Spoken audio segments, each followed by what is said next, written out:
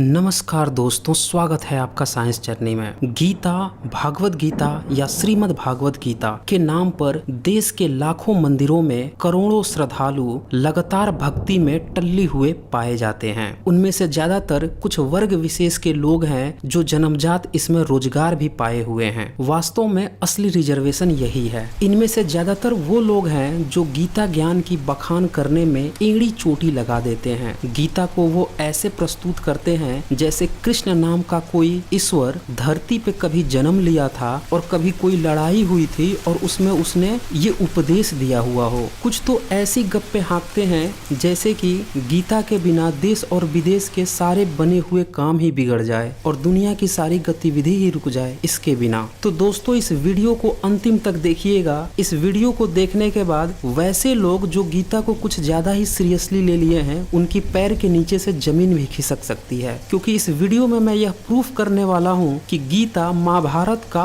Part ही नहीं है। इसे जबरदस्ती महाभारत में घुसपैठ कराया गया है। दरअसल यह प्रचारित किया गया है कि कृष्ण ने जो उपदेश दिया था, जो कि राजा धृतराष्ट्र के सारथी संजय ने सुना था, और ये संजय ने इसलिए सुना या देखा था क्योंकि धृतराष्ट्र के ही नियोगी पिता व्यास ने उसे दिव्य दृष्टि दी थी। इसी कारण आज गीता अस्तित्व में है। लेकिन जब हम इसकी तहकीकात करते हैं, तमाम समालोचकों की किताब पढ़ते हैं, गीता की किताब पढ़ते हैं, महाभारत की किताब पढ़ते हैं, तो इसकी पूरी तरह से पोल खुल जाती है कि गीता बिल्कुल ही अलग है। उसका महाभारत से कुछ लेना देना ही नहीं है, बल्कि जबरदस्ती उसमें घुसपैठ कराई गई है। अगर आप इन किताबों को ध्यान से पढ़ लीजिए तो आप खुद ही अनुमान लगा लेंगे कि गीता का लेखक हंसुए की शादी में खुरपी का गीत गाता है, वहीं महाभारत का लेखक अब्दुल्ला की शादी में मुल्ला बेगाना वाली बातें चरितार्थ करता है। तो खैर, गीता पे तो मैं बहुत सारे एपिसोड लाने वाला हूँ। यहाँ पे मैं सिर्फ ये चर्चा करूंगा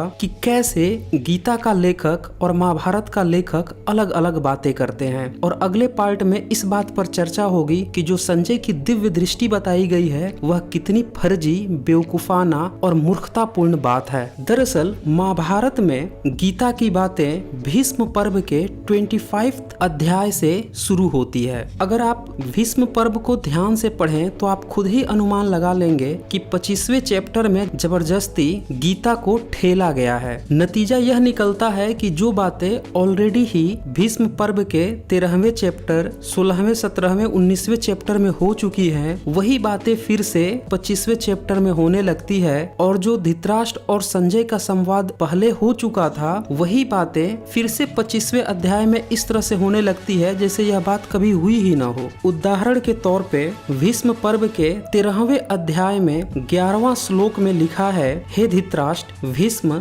10 दिनों तक आपकी सेना का संरक्षण करके अत्यंत दुष्कर पराक्रम प्रकट करते हुए अंत में सूर्य की भांति अस्ताचल में चले गए। यानी भीष्म पर्व के 13वें अध्याय में ही 10 दिनों के युद्ध के बाद भीष्म के मरने की बात आ रही है। जबकि इसी भीष्म पर्व के 25th अध्याय में जहाँ गीता की घुसपैठ कराई गई है, वहाँ पे धृतराष्ट्र और संजय की जो संवाद होता है, उसमें धृतराष्ट्र संजय से ऐसे पूछता है जैसे उसने कभी सुना ही नहीं हो कि युद्ध शुरू हो चुका हो। अब मेरे पास ये गीता प्रेस की श्रीमद् भागवत गीता है। इसका अध्याय 1 श्लोक 1 का हिंदी अनुवाद सुने। धृतराष्ट्र बोले, हे संजय, धर्म भूमि कुरुक्षेत्र में एकत्रित युद्ध की इच्छा वाले मेरे और पांडु के पुत्रों ने क्या किया। और इसी तरह की बातें आगे चलती है। इससे ये पता चलता है कि 25वें अध्याय से पहले जो बातें हुई थी वो धृतराष्ट्र और संजय के बीच में हुई ही नहीं थी। या फिर आप इसका ये निष्कर्ष निकाल सकते हैं कि जो बातें पहले से हो रही थी और जब गीता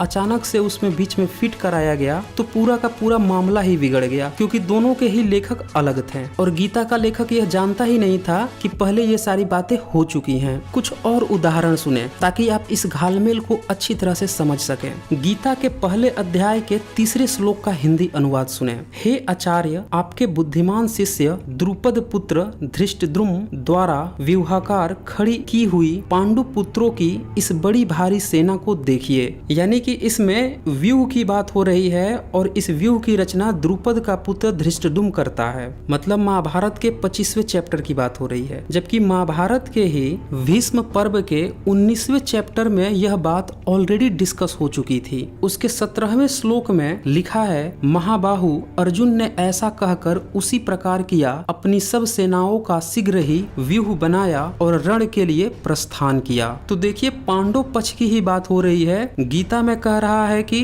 द्रुपद पुत्र यानी कि धृष्टद्युम्न ने व्यूह की रचना की, और महाभारत में ऑलरेडी ही कह चुका था कि अर्जुन ने वो रचना की थी। प्रसंग भी एक है, साइड भी एक है, लेकिन रचनाकार अलग अलग बता रहे हैं, गीता और महाभारत दोनों के लेखक। इसी तरह तमाम और भी विसंगतियां हैं जो गीता और महाभारत में देखने को मिलती है। मसलन गीता के पहले अध्याय के श्लोक 8 में सिर्फ 7 विशिष्ट योद्धाओं का नाम उल्लेख है। सुनिए, आप द्रोणाचार्य और पितामह भीष्म तथा कर्ण और संग्राम विजयी कृपाचार्य तथा वैसे ही अश्वत्थामा, विकर्ण और सोमदत्त पुत्र भूरिश्रवा। तो ये गीता की बात थी। यही बात जब महाभारत में हम करते हैं तो भीष्म पर्व के ही 16वें अध्याय के 15 से 17 श्लोक के बीच में 7 नहीं बल्कि 10 योद्धाओं की बात होती है। यानी कि महाभारत में पहले ही 10 योद्धाओं की बात हो चुकी थी और गीता जब घुसपैठ कराई गई तो उसमें 7 योद्धाओं की वो बात करने लगा। कुछ और विसंगतियां सुने। महाभारत के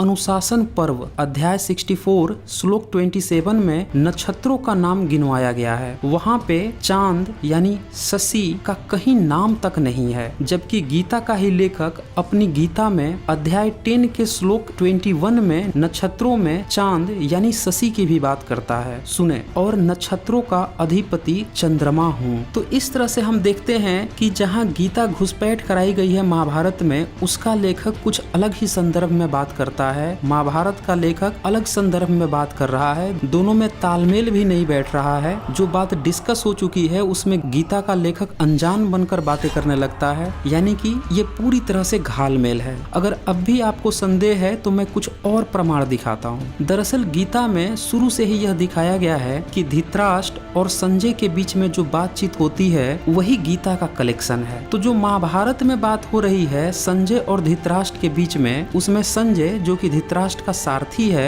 हमेशा ही अपने राजा को आप कह के पुकारता है, जबकि गीता में वह अपने राजा का नाम लेने लगता है, तू तड़ाक पे उतर आता है। इसको प्रमाण सहित समझें। महाभारत के भीष्म पर्व अध्याय 16 श्लोक 5 में लिखा है, राजेंद्र आपके पुत्रों तथा पांडवों के दुर्दम्य अस्त्र शास्त्र तथा कवच चमक उठे। यहाँ संजय आप शब्द इस्तेमाल किया है। भीष्म पर्व के ही 17 अध्याय के 14 श्लोक में भी आप ही है। सुनिए, आपके पुत्र और अन्य नरेश बिना कर्ण के ही अपने सिंहनाद के 10 दिशाओं को गुंजाते हुए युद्ध के लिए निकल पड़े। भीष्म पर्व के ही 18 अध्याय के 4 श्लोक में भी आप ही है। इसे भी सुने, हे दुर्धर्ष नरेश आपके पुत्रों और पांडवों की सेनाएं एक दूसरे के निकट आने पर कांप उठी। तो ये सारे महाभारत के श्लोक थे। इसमें संजय आप कह के पुकारता है अपने राजा धृतराष्ट्र को। लेकिन जो गीता का लेखक है वह जब गीता लिख रहा था तो उसके बीच में ऐसा कुछ नहीं था कि वो संजय और धृतराष्ट्र के बीच में ही संवाद कर रहा हो। वो अन्य पुरुष के लिए भी श्लोक इस्तेमाल करता है। लेकिन जब इसकी घुसपैठ कराई जाती है तो ऐसा प्रतीत कराया गया जैसे ये संजय और धृतराष्ट्र के बीच का संवाद हो। उदाहरण के तौर पे सुने, गीता के अध्याय 1 श्लोक में संजय धृतराष्ट्र से बात करते हुए कहता है, शंखों की उस ध्वनि से धृतराष्ट्र के पुत्रों के हृदय फट गए। अब सोचिए, संजय ही सुना रहा है धृतराष्ट्र को और क्या कह रहा है, धृतराष्ट्र के पुत्रों के हृदय फट गए। ऐसा लग रहा है जैसे संजय यह बात नहीं कह रहा हो, कोई लेखक घर में बैठकर कलम चला रहा हो और वह यह बात कह रहा हो। इस श्लोक पे अपनी बेइज्जती देखते हुए तमाम तरह के पब्लिकेशनों ने इस श्लोक का अर्थ बदलने की कोशिश की, लेकिन बदल नहीं पाए हैं। मैं गीता प्रेस का ही उदाहरण देकर आपको दिखा देता हूँ। गीता प्रेस ने धृतराष्ट्र के पुत्रों के शब्द को अर्थार्थ कह के आप लगाया है। सुनिए, और इस भयानक शब्द ने आकाश और पृथ्वी को भी गुंजाते हुए धृतराष्ट्रों के अर्थात आपके पक्ष वालों के, देखिए यहाँ पे अर्थार्थ करके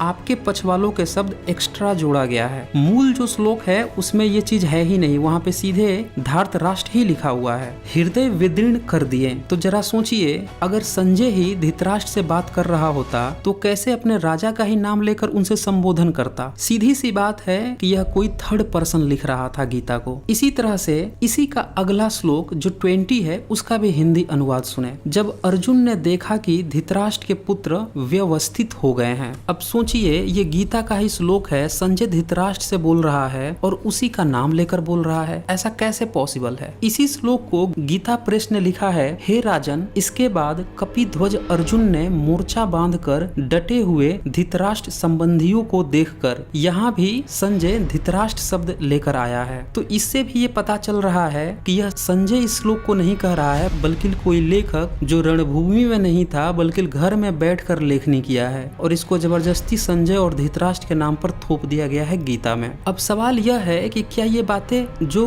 गीता की बखान करते हैं वो लोग नहीं जानते हैं? ऑफ कोर्स वो जानते हैं, लेकिन फिर भी ये सारी बातें आपसे छुपा ली जाती है कि गीता बिल्कुल अलग है, गीता का लेखक कोई और है, महाभारत का लेखक कोई और है, और जबरदस्ती गीता में लिखे हुए बातों को कृष्ण की बात कह के लोगों को गुमराह किया जाता है, लगातार गुमराह किया जाता है। और क्यों किया जाता है? क्योंकि इससे उन तमाम लोगों को आरक्षण मिला हुआ है जो लोग जन्म लेते हैं, न बहुत ज्यादा मेहनत करने की जरूरत है, पुश्तैनी लाखों मंदिर खुले हुए हैं, वहाँ पे करोड़ों लोगों को जॉब मिल जाती है और आम जनता मेहनत करके दिन रात मेहनत करते रहती है, एग्जाम देते रहती है जॉब के लिए और वो भटकते रहती है। तो दोस्तों, इस घालमेल को समझें कि किस तरह से धार्मिक ठेकेदार धर्म ग्रंथों की बातें पूरी तरह से हमें नहीं बताते हैं। जहाँ पे घालमेल की बात है उसको छुपा ली जाती है और लोगों को लगातार अवैज्ञानिक बनाने का प्रयास किया जाता है इन धर्म ग्रंथों से। तो दोस्तों, इस वीडियो को ज्यादा से ज्यादा शेयर कीजिए ताकि सभी लोगों को यह सच्चाई पता चल सके।